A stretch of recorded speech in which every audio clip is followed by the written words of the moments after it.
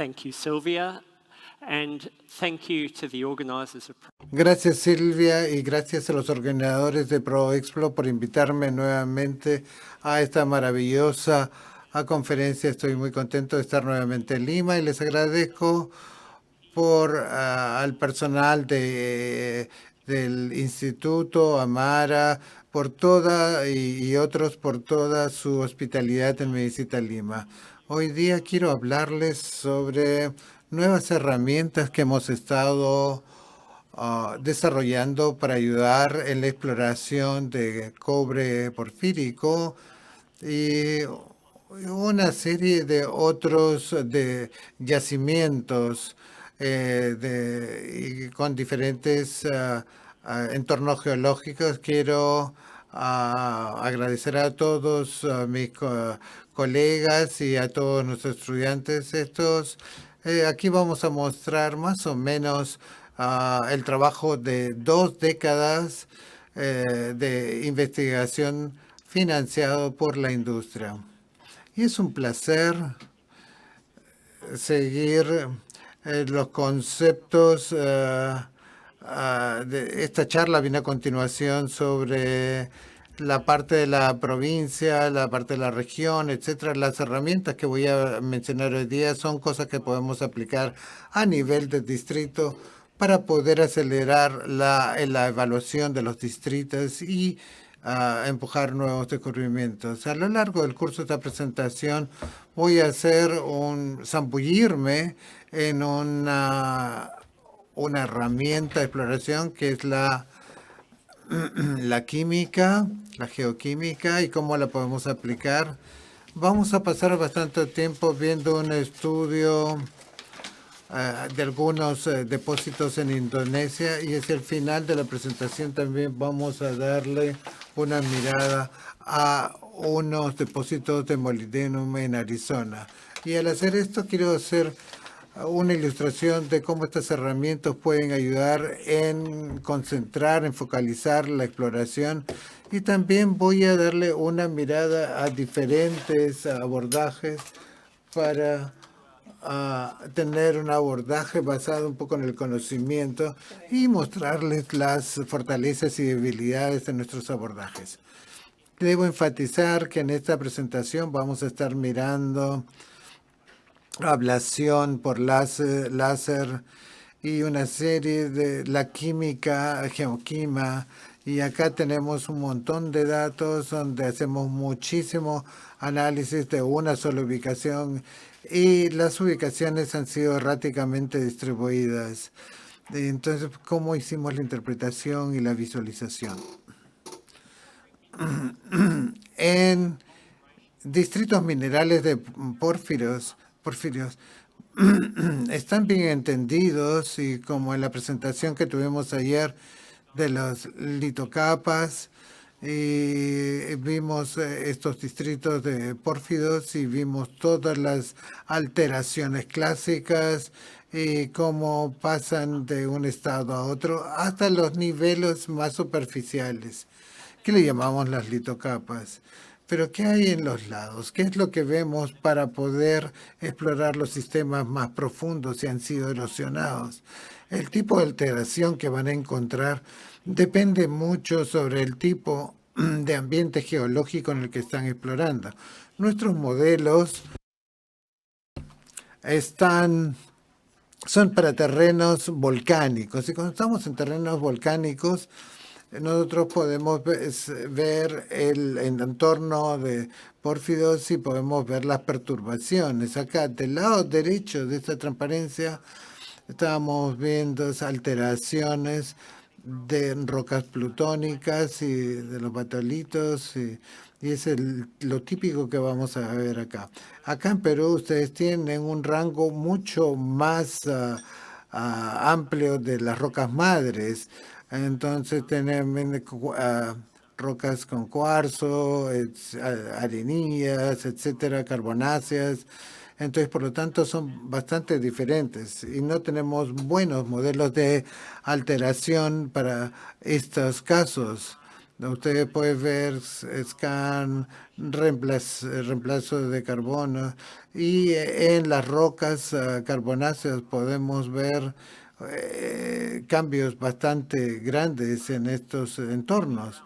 Cuando estamos trabajando en estos entornos, los dividimos en estos diferentes términos. Los segmentos entre carbonáceos vemos, raramente estamos hablando con rocas carbonáceas y pórfidos, y el ambiente que es más común es lo que llamamos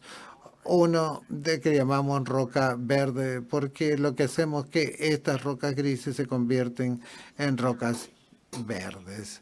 Acá tenemos el gráfico, acá del lado izquierdo podemos ver el pórfiro en tipo otro que en el lado derecho, que es una intrusión a través de roca volcánica. Y acá tenemos una parte con desalinización de alta temperatura, con decaída y alteración en los niveles menos profundos. No voy a hablar de eso hoy día. En la roca blanca podemos ver los skarns y el reemplazo de la roca carbonatada, etcétera. En los ambientes de roca verde es un poco lo que voy a hablar hoy. Entonces quiero llamar su atención sobre algunas características de esto. Cuando nos alejamos de los complejos intrusivos en el mismo sistema, que es la roca en rosado que podemos ver acá, tenemos un shell de alteraciones que tiene calcopiritas, boronitas y quizás pueden haber algunas otras alteraciones de elementos más niveles y en casos extremos una serie de minerales, pero en la parte central tenemos las alteraciones de alta temperatura. En los fluidos se alejan de los sistemas pórfidos, vemos unos patrones. Hay un importante del sistema de pórfiros que llamamos como el halo de pirita, y lo estoy mostrando aquí, que podemos ver los depósitos de pórfiros tienen mucho azufre y tienen sulfatos, sulfitos, y producen mucho alienita. Ahora, la razón por qué el halo de pirita es importante, porque hay aquí es donde las herramientas geoquímicas funcionan bastante bien y podemos ver la actividad en la parte central del sistema. Cuando tenemos un halo de pirita que tiene unos 1 o 2 kilómetros de ancho, ahí lo podemos aplicar. En la parte púrpura que está por debajo del sistema es mucho más alejado. Entonces, el epidot más cloro, y tenemos kilómetros más allá, podemos ver clorito, calcitas, quizás algunas rocas volcánicas, y solo no tenemos sulfatos cuando vemos que los fluidos se percolan y se alejan de los sulfatos. Pero hay una sulfidación intermedia. Nuestra investigación está tratando de añadir herramientas que no tengo una idea, que estamos a una situación más distal y que se pueda aplicar a los sistemas. Eso es lo que vamos a estar explorando en la presentación de hoy. Pero antes de hacer esto, solo para explicar el mensaje convencional, geoquímico, etcétera, estas herramientas funcionan bien cuando estamos dentro del radio del depósito de porfirio. Este es un ejemplo de los depósitos en Elang, en Zimbabue, en Indonesia, y estamos hablando de un yacimiento de 300,000 onzas de oro, y podemos ver acá la química de los suelos con respecto al oro, al cobre, al zinc, donde vemos que se va oscureciendo, vemos que hay anomalías por el MOLI, y acá tenemos también algunas cosas magnéticas al 0.3%, y tenemos una anomalía en el zinc en los suelos, y esto nos da una idea. El oro en los suelos es más errático porque aquí tenemos unos estados de mineralización con alta sulfidación. Entonces, siempre debemos estar aplicando estas herramientas donde sea apropiado de acuerdo a las escalas de nuestros distritos. Pero lo que hemos tratado de hacer es expandir la búsqueda utilizando la geoquímica. La geofísica lo está haciendo muy bien en detectar los pórfidos en la cubierta. La geoquímica nos está ayudando en los límites de detección y en la dispersión geoquímica y en las modificaciones supergenes.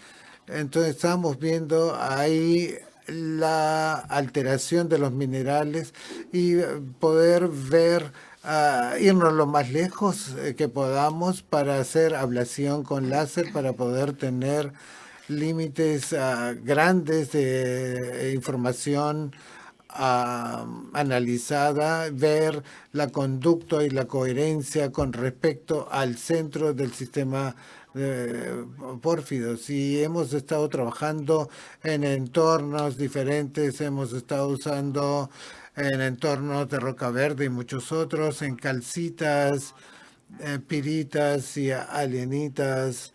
Y a lo largo de 6 proyectos financiados, hemos encontrado entre 7 y 21 compañías mineras y de exploración. Hemos podido probar el concepto que la alteración y las venas de minerales registran señales geoquímicas hipógenas sutiles alrededor de los yacimientos de pórfidos. El método de LAICP MS, este análisis, en los 80 no teníamos las herramientas para poder ver este tipo de anomalías.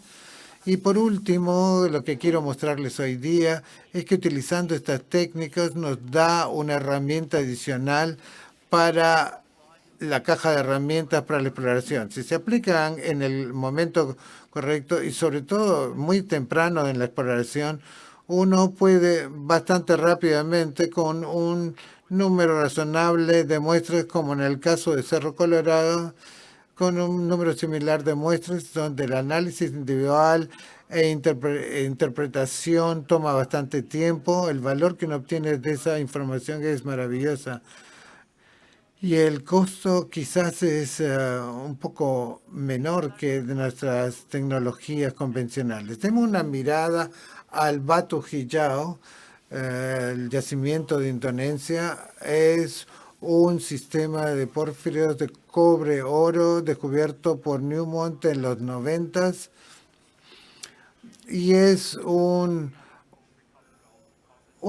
yacimiento de pórfidos de oro-cobre muy bien estructurado, con sus calcopiritas, etcétera, y está asociado con un complejo intrusivo hospedado en unas rocas clásicas. Una de las razones por la cual estudiamos este lugar, porque tiene es bastante homogéneo. Y esto nos ayuda mucho con nuestros estudios de química mineral al establecer estas técnicas, sacando algunas de las variables que es parte de la composición, en este caso específico. Publicamos nuestros estudios iniciales, Wilkinson y otros, y quiero revisar algunos de los hallazgos de ese documento, pero hemos estado trabajando en esto los últimos 20 años y desde la publicación de este documento hemos cuadruplicado la cantidad de información en el sistema y podemos reproducir los resultados iniciales y demostrar que de hecho son reproducibles y estamos aprendiendo más con respecto a la huella.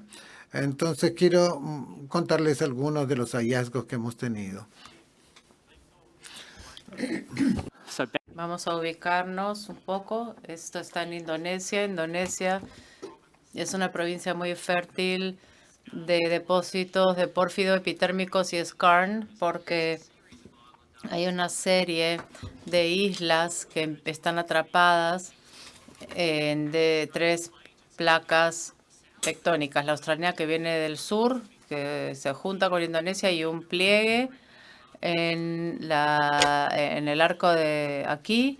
Acá tenemos también una placa específica del océano que viene del este hacia el occidente, y también tenemos la de Sunda, en donde básicamente empezamos a tener una amalgamación de todas estas placas. En este momento lo que tenemos es una serie de depósitos de pórfido y prospectos en diferentes arcos. Tenemos una serie de depósitos de skarn, tenemos albergados en sedimento, epitérmicos, epitermales de diferente sulfidación. Lo que quería era llamar la atención sobre este arco de East Sunda que tenemos acá. En los últimos 30 años ha habido cada 10 años un descubrimiento de otro pórfido de cobre importante con más de 30 millones de onzas. Tenemos el Batu Hijau, Tuju Bukit, Elang y Onto.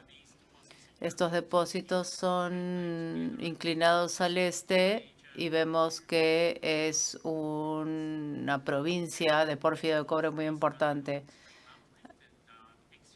Acá tenemos una exhumación en Onto, en Elang.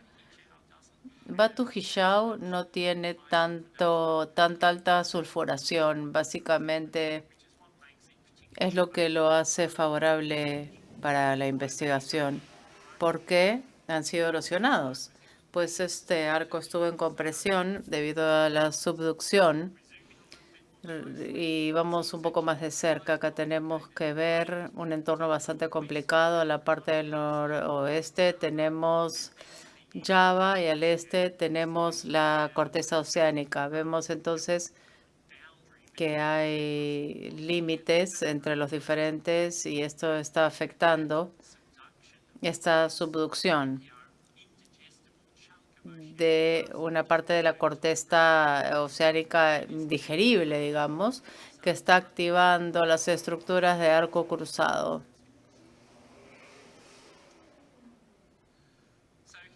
Acá tenemos un corte transversal de Batu Hijau que muestra la distribución. Primero, del complejo intrusivo en la mano izquierda tenemos una tonalita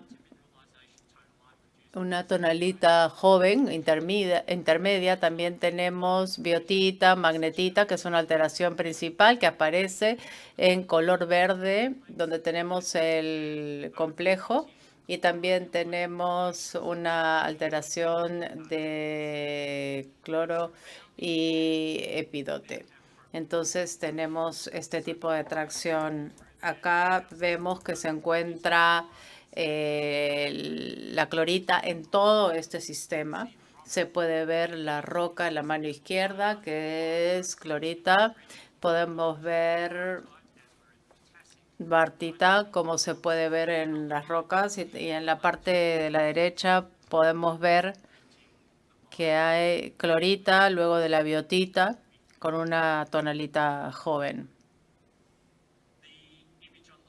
La imagen de la izquierda es una vista planificada que muestra la zona de sulfuración, calcopirita, pirita. Y a la derecha se puede ver que estamos buscando la abundancia de vetas de cuarzo aquí. Este stockwork parece dominar este complejo asociado con una intrusión temprana dominado por las vetas A y B, que pudieran haber algunas otras también, pero la mayoría está en diseminaciones de betas A y B.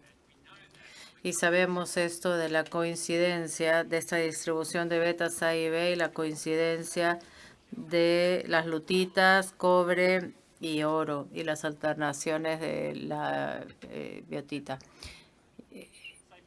Acá tenemos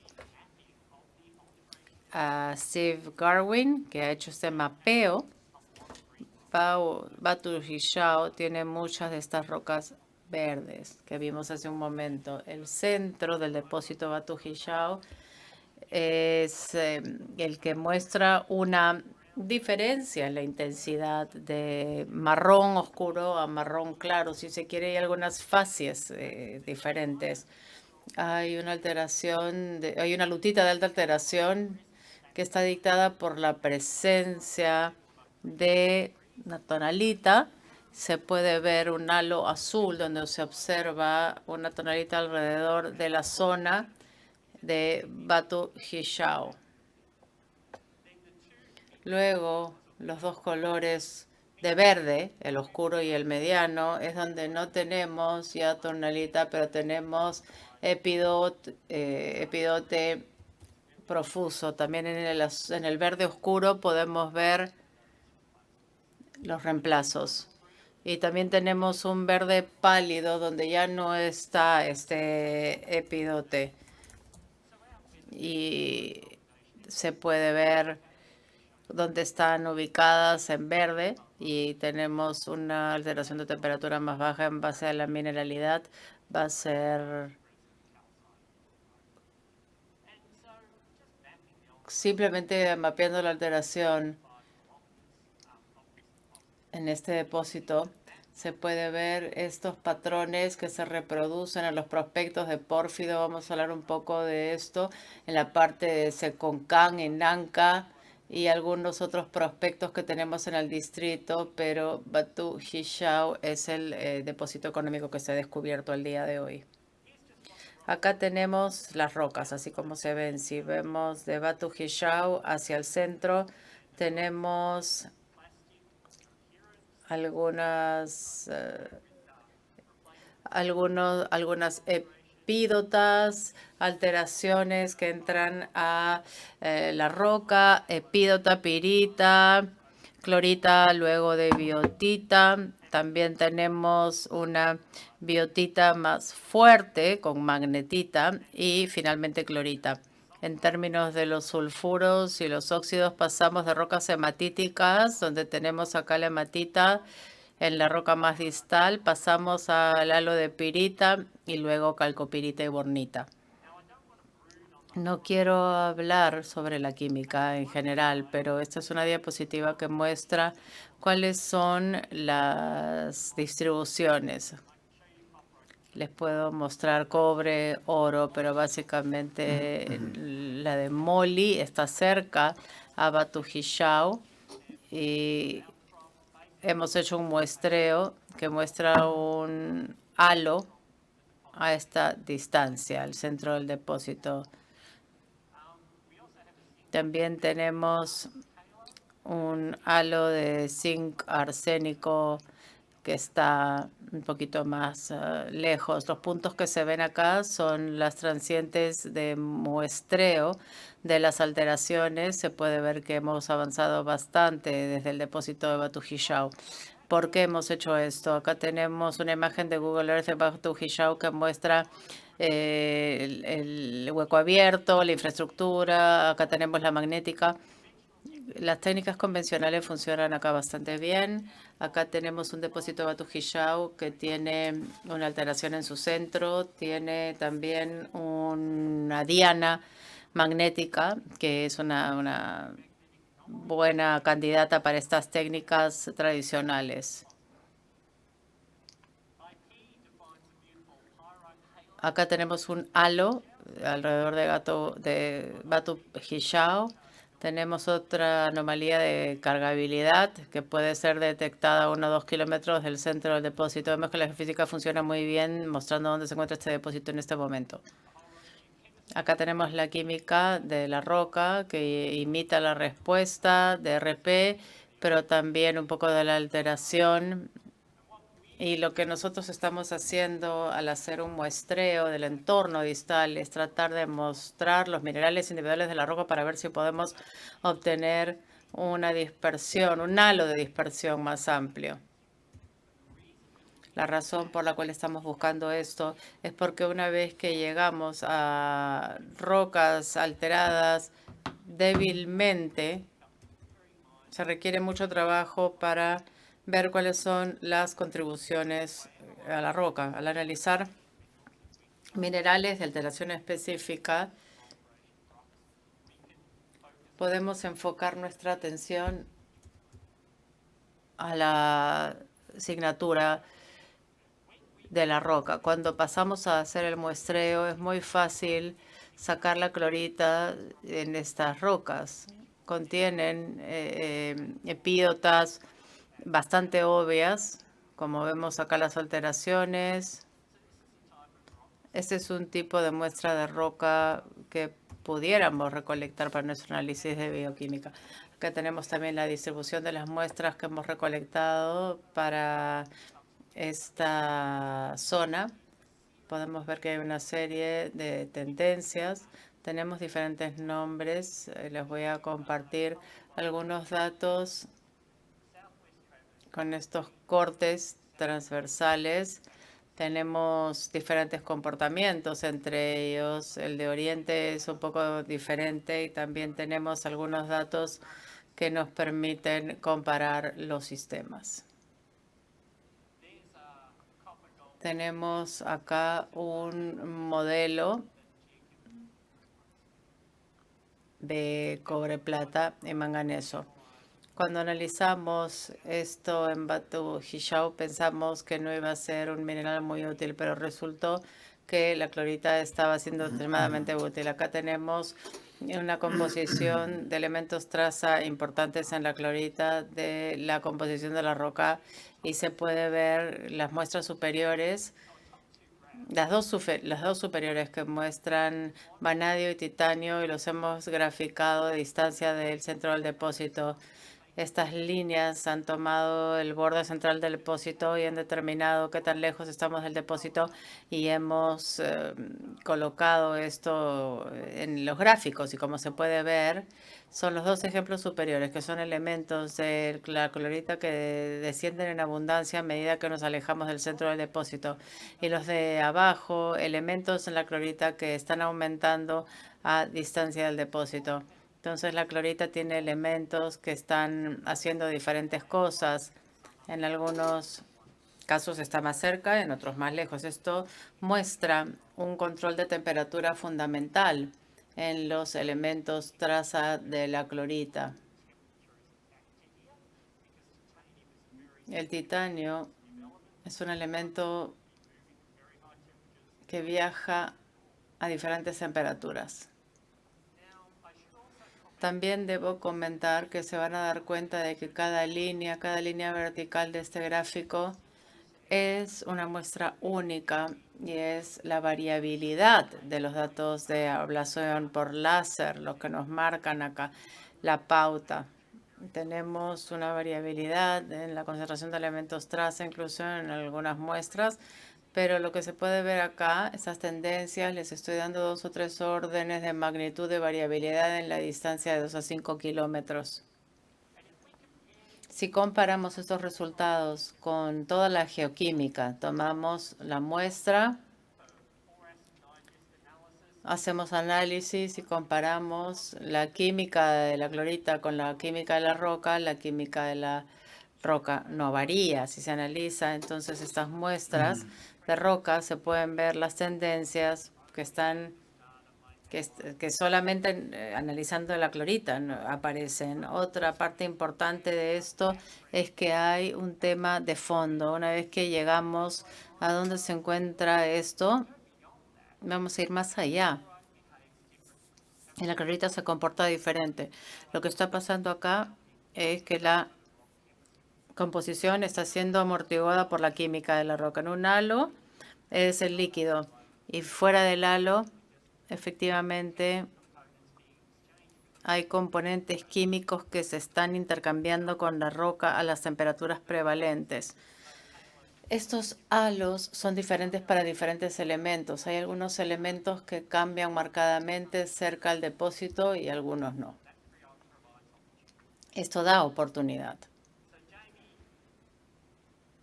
Jamie estaba jugando un poco, se ha dado cuenta que si el ratio disminuyen con la distancia, uno puede reducir la señal y de hecho puede amplificar la asignatura del depósito.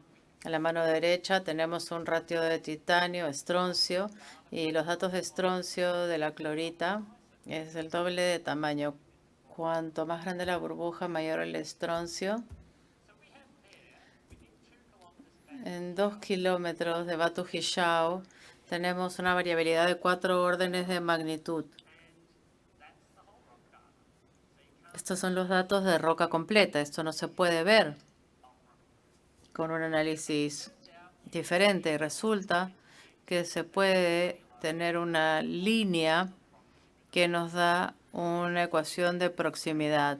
Así estamos midiendo las concentraciones de titanio y de estroncio y vamos a predecir qué tan lejos estamos del depósito.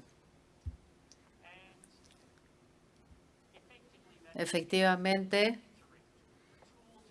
esto nos da una herramienta para predecir qué tan lejos estamos del sistema y para el titanio estroncio estamos a 2.5 kilómetros de Batu Hijau. Debido a la diferente conducta de los elementos traza, tenemos algunos de estos que son proximidores de corto rango. Y luego tenemos estos proximidores de largo rango, válidos a 5 kilómetros. No nos dan una gradiente muy pronunciada, pero esto nos lleva a 5 kilómetros del centro del depósito. Tenemos varios de estos. Esta combinación de proximidores de corto y largo rango nos puede dar una idea más o menos de qué es lo que está sucediendo. Para dividir un poco la atención, estamos acá hablando de Arizona. Este es un corte transversal a través de resolución, en donde tenemos 9 muestras de clorita. Cada uno de estos puntos es una muestra de clorita y lo que quiero mostrarles es la aplicación de este cálculo de distancia al centro del depósito. Si tomamos la ecuación en la que acabamos de trabajar en Batu Hijau, medimos la resolución. Entonces, para una muestra individual, este punto azul en la parte superior derecha, esta química dice que estamos tan lejos del depósito. No sabemos en qué dirección exactamente, pero sí sabemos que está en este radio. Y en 3 dimensiones esto sería una esfera. Cuando hacemos esto para cada una de estas 9 muestras, lo que vemos es que hay distancias predichas y de hecho están coalesciendo. Tenemos esta intersección de esferas aquí abajo en esta ubicación y resulta que cuando se ve el corte transversal geológico de las ubicaciones de las muestras, básicamente si se perforara este target, hubiésemos perforado justamente dentro de la resolución que está entre estos dos huecos a 2 kilómetros de distancia. Son 9 muestras de clorita en rocas alteradas. Yo creo que estaría bastante bien. Pero funciona muy bien acá, porque este corte transversal va directamente por encima del depósito. Evidentemente, si nos alejamos, si no estamos directamente por encima del sistema, va a ser más difícil. Ahora quiero presentarles un software que nosotros hemos desarrollado. Hemos tenido diferentes intentos y hemos publicado la historia de Resolution en un archivo, en un paper. No hemos publicado nada de esto. Esto es algo de lo más nuevo que tenemos. Hemos desarrollado este software que se llama Locator, que nos ayuda a visualizar e interpretar la química mineral. Les voy a tratar de explicar lo que hace. Acá tenemos un conjunto de datos del lugar en Chile donde hemos estado trabajando con química de minerales. Hemos tenido que calcular los círculos porque son esferas y tenemos que hacer eso en diferentes cortes y consume tiempo, pero ha sido obvio rápidamente que para mejorar nuestro flujo de trabajo necesitamos un software. Entonces lo que queríamos era desarrollar Locator para poder generar estos gráficos en un espacio de 5 minutos más que 1 o 2 horas. Lo que hemos también hecho es agregar una funcionalidad que nos lleva a interrogar los conjuntos de datos de diferentes maneras. Este abordaje del que estábamos mencionando, el Proximitor, es un abordaje nuevo donde tomamos conocimiento de los depósitos de Batu Hijau, entre otros, donde hemos caracterizado el clorito alrededor de estos y sabemos cuál es la variabilidad, y ahora tenemos que tener diferentes ratios de Proximitor para diferentes tamaños de depósitos. Y estos tamaños de depósitos producen diferentes alteraciones, halos. Esto es lo que nos lleva a la discusión de ayer con Máximo cuando hablábamos de las intrusiones, los depósitos que producen las anomalías más grandes. Estos ratios de Proximitor cambian dependiendo del tamaño del sistema. Hemos incorporado diferentes ratios, diferentes depósitos. Podemos graficar los datos en 2D y en 3D. Este es un ejemplo de la parte del norte de Suecia y se puede ver que hay muchas burbujas o círculos. Y lo que tenemos que buscar es dónde se encogen los círculos. Esta clorita les va a dar una idea del círculo. Cuando nos acercamos al ratio de titanio y estroncio, el titanio aumenta y los círculos disminuyen en tamaño. Porque tenemos diferentes ratios de titanio y estroncio, y así es como podemos hacer estas comparaciones.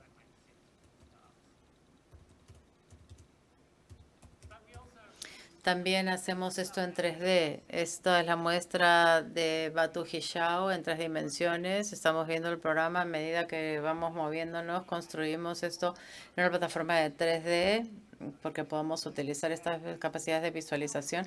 Y ahora estamos buscando la distancia al centro del depósito de cada una de las muestras calculada como esfera. Las más grandes, las esferas más chicas, que son las más calientes a medida que nos acercamos al centro. También podemos hacer cortes de profundidad, rotación, y podemos básicamente producir lo que se llama un mapa de calor, donde vemos cómo va coalesciendo a diferentes elevaciones, lo que básicamente nos permite interrogar esos datos, ver cómo se ven y si es que tenemos una anomalía geoquímica robusta a partir de estos gráficos. Este es un mapa de calor.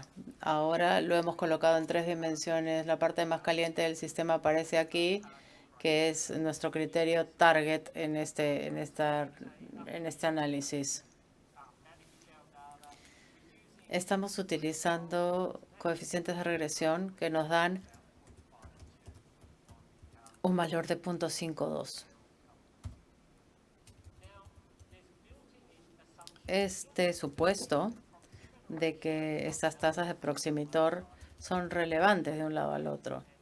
Y este es un supuesto bastante interesante. Todos los depósitos de pórfido son diferentes y este enfoque tiene un desafío de que muchas veces no vamos a poder comparar manzanas con manzanas. Tal vez estamos comparando manzanas con bananas, utilizando los datos diferentes. Y hay otro desafío aquí, que simplemente se trata de utilizar 2 elementos y tenemos además un conjunto de datos con múltiples elementos. ¿Qué pasa si pasamos a un espacio de multielementos? Este es un enfoque diferente con datos de química mineral que define una esfera tridimensional. Básicamente estamos hablando de 8 kilómetros a lo largo, donde no sabemos dónde está el centro de los depósitos. Vamos a tener que buscar la química de cada muestra individual en multielemento y vamos a ver ¿Cuál es la posibilidad o la probabilidad de que la química se relacione a un centro de depósito que hayamos seleccionado en esta esfera gigante? Y estamos coloreando esto con diferentes valores y colores.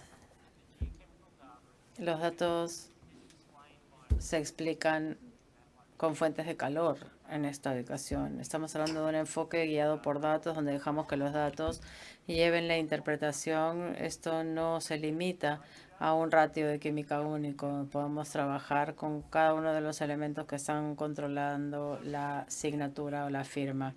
Dejamos que se coloquen los ratios si quieren para poder hacer esto. Es un ejemplo de 8 kilómetros de largo y ahora estamos reduciendo los valores al número más alto.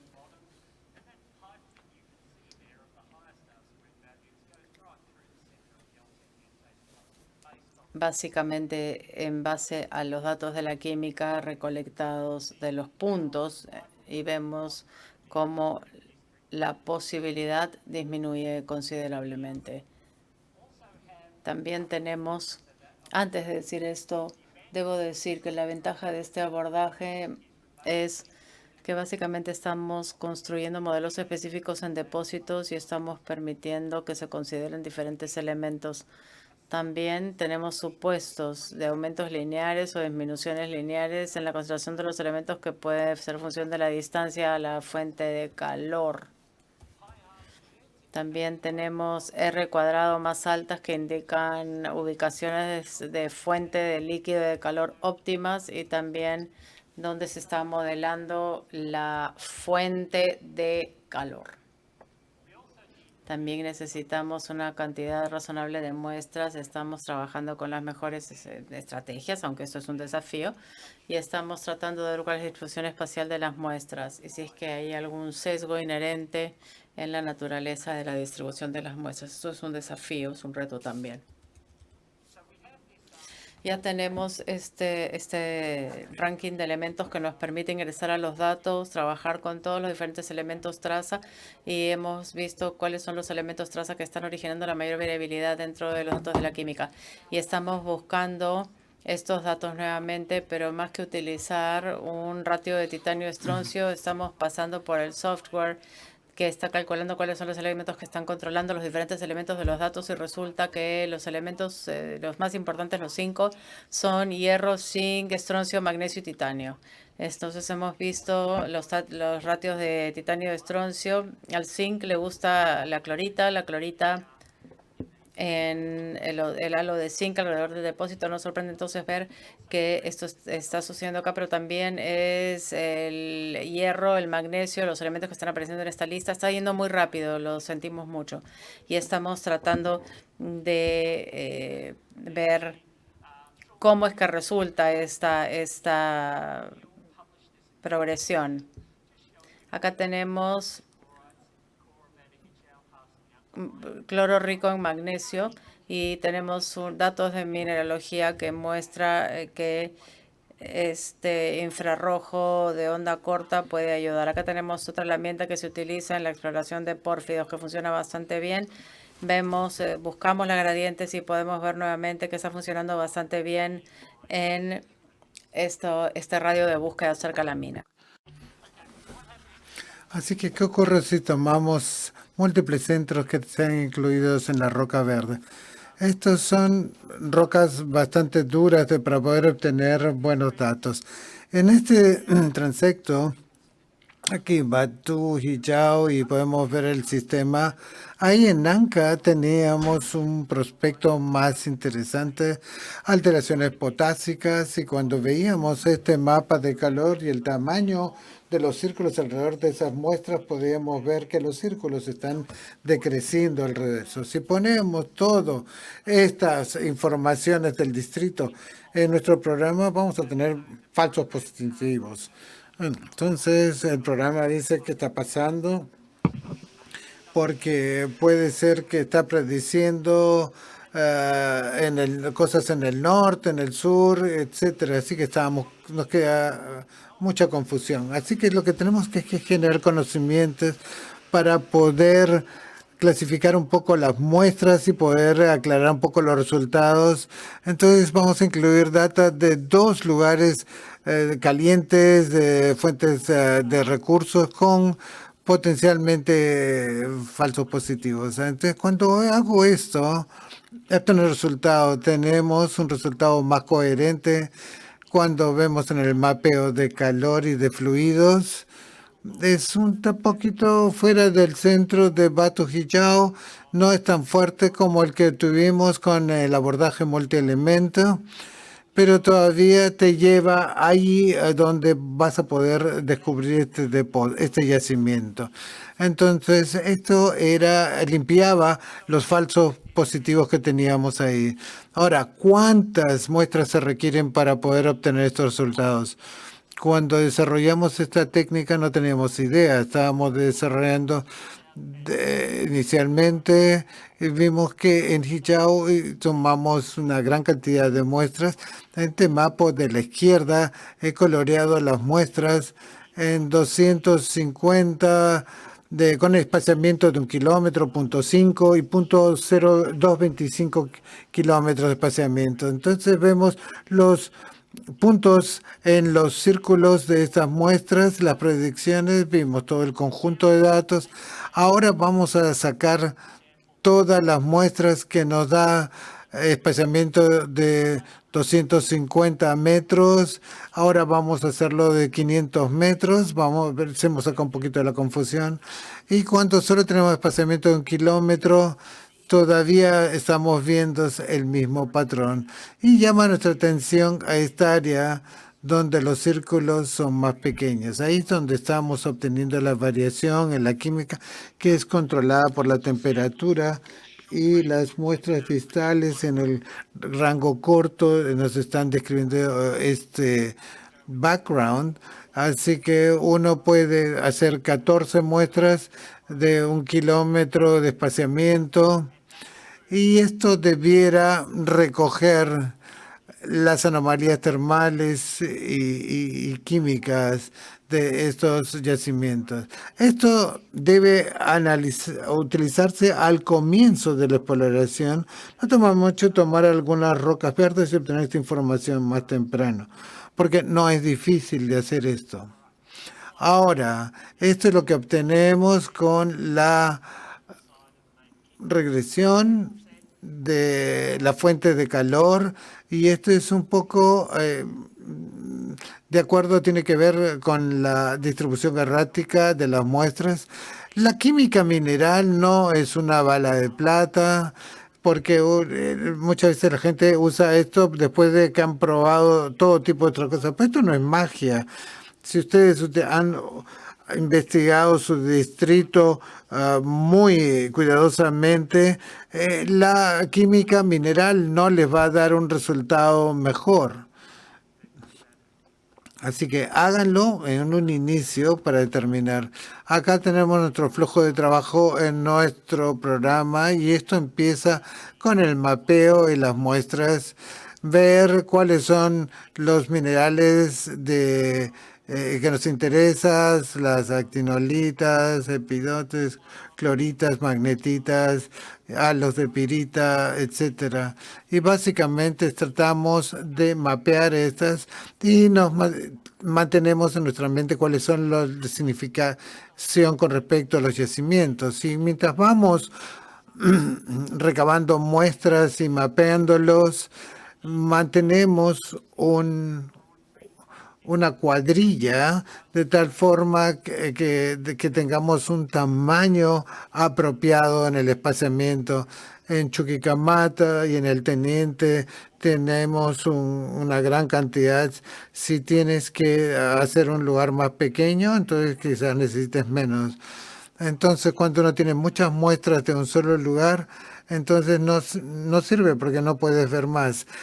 Tiene que haber una distribución de las muestras. Ahora, solo para terminar, voy a darles una imagen muy reciente de un estudio reciente donde hemos aplicado la regresión de calor en un depósito de pórfiros Esto es presentado por Emily Smith, que está optando por su doctorado.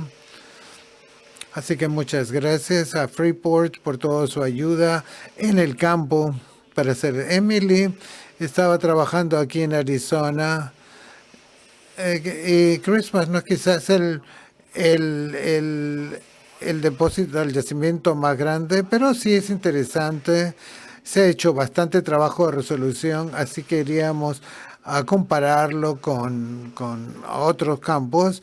Es un lugar para trabajar, tiene bastante rocas blancas y rocas verdes, así que hicimos el flujo de rocas verdes y de rocas blancas, y esta es una ilustración del flujo de trabajo que aplicamos cuando hicimos los estudios, y vimos todas las técnicas que Emily estaba aplicando en su estudio de doctorado. Así que le voy a mostrar algunos de los resultados de la ablación láser y también los resultados magmáticos y otros.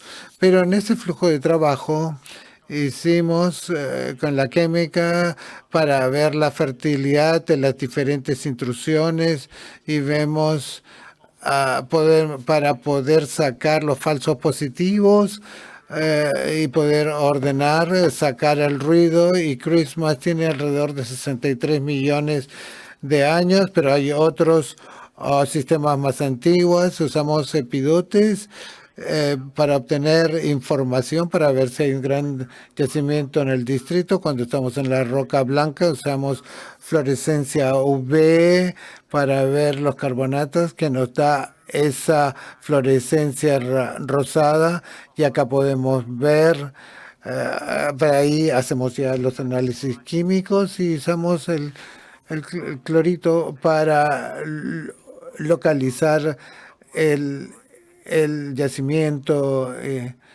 en sí. Entonces ella hizo un mapeo de Christmas.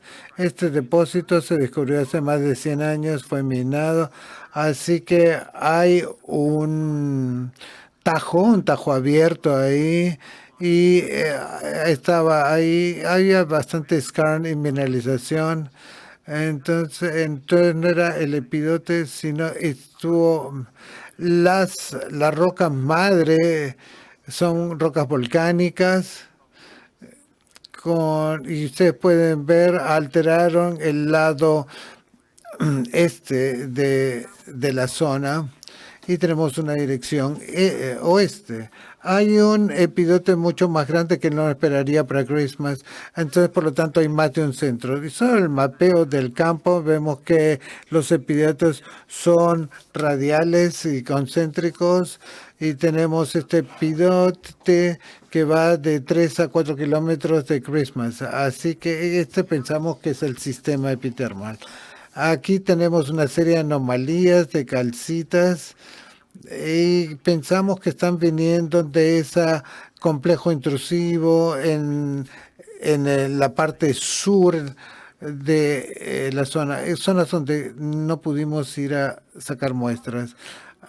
Estas son las rocas verdes, las rojas. Básicamente, Emily hizo un screening de su información, y aquí vimos de proximidad a distal y resaltando algunas muestras donde ven anomalías. Ahí tenemos presencia de cobre, alto zinc, y estas se ven diferentes, así que las sacamos de nuestro, y también sacamos cosas que estaban dentro de las rocas volcánicas. Entonces ella pasó por el proceso de utilizar el modelo de Lockhart Ore y Chloride Heat para hacer las regresiones y el modelamiento. Ustedes pueden ver que hay 7 elementos que influencian del epidote. Básicamente, estos son los valores de este resultado, que básicamente dice que tenemos más que 0.7 de confianza de que este es el centro del sistema, que es lo que coincide donde están los stocks y otros. Pero Christmas es del Cretáceo, y este distrito ha pasado por las el periodo terciario y la deformación y hay perturbación. Por lo tanto, Emily tomó ese resultado, tomó los desplazamientos de las fallas y reubicó las muestras que estaban fuera por las fallas y esto nos llevó a una distribución durante la predeformación. Y acá, en vez de que esto tenía que ser tocado por el outcropping scan, fuimos al noroeste, y vimos que los valores subieron hasta punto nuevo y lo que esto significa que el objetivo, y esta es una vista sencilla, esto es como se ve en las secciones cruzadas, en las regresiones de calor y fluido y su objetivo de una alteración cretácea que está en las rocas volcánicas. Entonces, exitosamente identifica la parte más caliente de la alteración y si vemos las secciones, lo que también vemos es que ha ubicado la caída donde está la mineralización sobre los pórfidos. Esto es muy interesante y de ahí es donde estamos obteniendo más de 0.9 de confianza en nuestro análisis y donde debiéramos estar enfocando nuestras perforaciones. Entonces eso me parece que esto cubre la parte del cobre, teniendo ese conocimiento experto de la historia estratigráfica, ayuda a los resultados en esto. Solo para terminar, en primer lugar, la química de clarita funcionó especialmente en Christmas, amplió las tendencias, pudimos sacar los falsos positivos. No tuve tiempo de entrar a la historia del carbonato, que hay toda una historia a este respecto y sus interfaces que van a salir eventualmente. Y básicamente que es una vez que hemos jugado con la reconstrucción estructural, ayuda mucho. Bueno, estamos al cierre de esta presentación de que esto ayuda a ver los minerales de alteración distal en sistemas de pórfidos, registran las huellas geoquímicas y brindan todos los vectores y la información de fertilidad para la exploración. Espero que esto les ayude. Que les ayuden cuando fallen por poquito, les ayuden a focalizar la actividad de exploración, les ayuden en las tomas de decisiones al inicio de la exploración y con un poco de, cuando tengan falsos positivos, con un poco de conocimiento de geología pueden eliminarlos. Gracias por escucharme. Thank you, Dave. It was great. Silvia. Bien, seguro que hay muchas preguntas. Dave está listo con los audífonos. ¿Dónde están los micrófonos? Acá.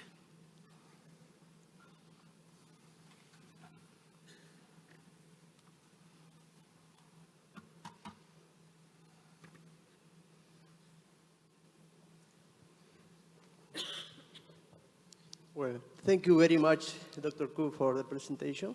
Muchas gracias, doctor Cook, por la presentación. Mi pregunta es, hemos estado que estos radios han funcionado muy bien en cloritos, pero la mayoría de las veces cuando estamos en el campo no tenemos solo cloritos. ¿Qué tal trabajar con epidotes o ahí en análisis químico de la roca fría? Gracias por la pregunta. Absolutamente. Cuando están en el campo, ustedes utilizan todas las herramientas que están disponibles para ustedes en ese momento. Así que nosotros usamos epidotes y mostré solo el mapeo de eso, su orientación, su distribución, donde hay reemplazo de la alteración. Esto te dice un montón sin hacer mucho análisis. Puedes tomar un XRF portátil al cambio y puedes ver esas alteraciones y hay anomalismos muy fuertes que pueden ser registrados por este equipo en el teniente, el epidote en regiones distales, pueden llegar hasta este arsénico puede ser visto con esto y no necesitan la ablación de láser, pero pueden ver estos niveles bajos de material. Cosas como el titanio no lo van a ver en el clorito cuando utilicen una técnica analítica en el campo, pero sobre todo mapeen sus rocas, caracterícenlas, recaben toda la información que puedan, sus conjuntos de datos, como la geoquímica también, la de calor, recaban todo esto, la química mineral. Conjunto con eso puede ayudarlos. Y busquen las variaciones de las cuales hemos estado hablando para ver si muestra un área de anomalismo que ustedes puedan identificar o atraiga su atención a algún área donde necesiten hacer de algún tipo de perforación de sondaje para obtener material de superficie. Cualquier cosa que ustedes puedan hacer. Muchas gracias por tu presentación y bienvenido a este nuevo ProExplo. Fue una gran conferencia. Tengo dos preguntas. La primera es, ¿existe otro mineral que puedo analizar para ver este coeficiente entre titanio y estroncio? Y la segunda es, ¿cuál es el método que usted utiliza para analizar estos cloritos XRF o IGP? Porque uno tiene que analizar solo los cloritos, ¿cierto? Quizás porque siempre analizamos toda la roca. Entonces puedo verificar en esas muestras de titanio y otras intrusivos. Utilizamos ablación láser, es un ICMS, pero estamos haciendo huecos en el clorito con un láser que en casos extremos es tan pequeño como 4 micrones o tan grande como 50. Entonces, esto es como hacerle un hueco en el clorito. Estamos obteniendo bastante material muy pequeño. Traté de hacer, con el ejemplo que di, que el análisis de la roca en general, el plan no se podía ver el anomalismo, pero el clorito estaba haciendo esto y vimos 4 órdenes de magnitud de variación en el clorito y no podíamos ver variación en la roca general, donde hay algunos elementos y tenemos elementos con baja concentración. Entonces, el ruido en el dato sencillamente ocultan la existencia de esto. La idea es ir más allá del conocimiento que estamos desarrollando de la química mineral y ponerla en el reino de la química de toda la roca que podemos aplicarla de manera rutinaria en todos los análisis. Requiere de alta calidad en la información. Si ustedes están tomando la opción más barata para tu información geoquímica, no vas a tener éxito. Ustedes tienen a los niveles más bajos para poder captar las cosas sutiles y ustedes van a valorar esta información y ver cuán preciosa es para poder descubrir estos yacimientos. Está haciendo bastante trabajo con nuestro equipo en la medida que estamos ya desarrollando proxies de toda la roca. Funciona muy bien en analítica y también en rocas alteradas, donde esto se intenta cómo es que la química de minerales puede mostrar estas cosas, donde la alteración es débil, entonces tenemos este problema de dilución. Y sigue siendo esencial la química. Thanks, Dave. Great presentation there. Gracias por la gran presentación. Eres un tremendo presentador y ahora todos nos estamos enamorando de la roca verde. Pero en el mundo real es sorprendente cómo es que no estamos aplicando esto de manera sistemática y la gente no sabe dónde enviar las muestras. Hay una los senior managers, la alta gerencia están empujando y cuando ustedes reciben de vuelta los resultados ya ha pasado el momento. O sea, así que estábamos viendo sobre cuán práctico puede ser esta aplicación sobre las rocas verdes. No sé si tenemos la ablación de láser acá en el Perú, esa tecnología. ¿Cómo un explorador peruano puede utilizar esta técnica en una manera práctica? Y con el presupuesto de exploración que tenemos. Para complementar esto, si puedes, ¿qué ocurriría si tenemos un tajo abierto? Todavía podríamos ver una tendencia hacia el neutro con todo el buffer de background y todo el ruido que tenemos en estas características más distales de la roca. We've been very pleased Hemos visto que cuando hay mucho ruido en diferentes centros, el sistema más grande influye más. Entonces, si bien hay ruido individual en áreas pequeñas, el sistema más grande produce la huella más grande. Este abordaje deja que se reconozca el elefante entre todos los cuyes, por decir de alguna manera. Eso es lo que queremos encontrar, el elefante, que tiene una huella muy grande.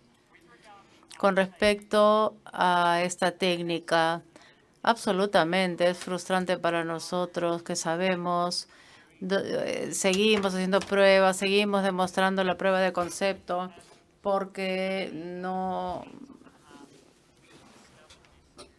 ¿Por qué no? Nosotros hemos descubierto esto en la industria. Hay mucho escepticismo, por supuesto, aún. Los laboratorios comerciales no quieren asumir ese tipo de abordaje mientras no haya una demanda suficiente. Por eso esto se queda en los laboratorios de las universidades aún. Hacemos mucho trabajo para la industria en nuestro laboratorio. Tenemos un laboratorio comercial que recibe las muestras de las rocas. Podríamos decir que esto está atascado en institutos académicos, pero pueden obtener la capacidad acá en el Perú. ¿Por qué no? Que los geólogos peruanos hagan también esta investigación para poder acelerar lo que se puede hacer en ese programa, porque eso es lo que necesitamos. Los laboratorios comerciales van a seguirnos cuando haya demanda, pero ahora simplemente estamos en esta etapa. La interpretación de los datos, ahí es donde está el desafío. Si uno quiere obtener datos de alta calidad, hay que hacer procesamiento, hay estándares internos también, hay cosas que van más allá. No se trata de apretar un botón para obtener un número, hay mucho más que procesar. Y eso es lo que he tratado de mostrarles en la visualización y la interpretación. Eso es lo que consume tiempo y ese es el costo para los datos individuales. Pero si encuentran, yo creo que si se saca el valor, yo creo que la alta gerencia va a estar contenta. ¿Por qué no? Muchas gracias.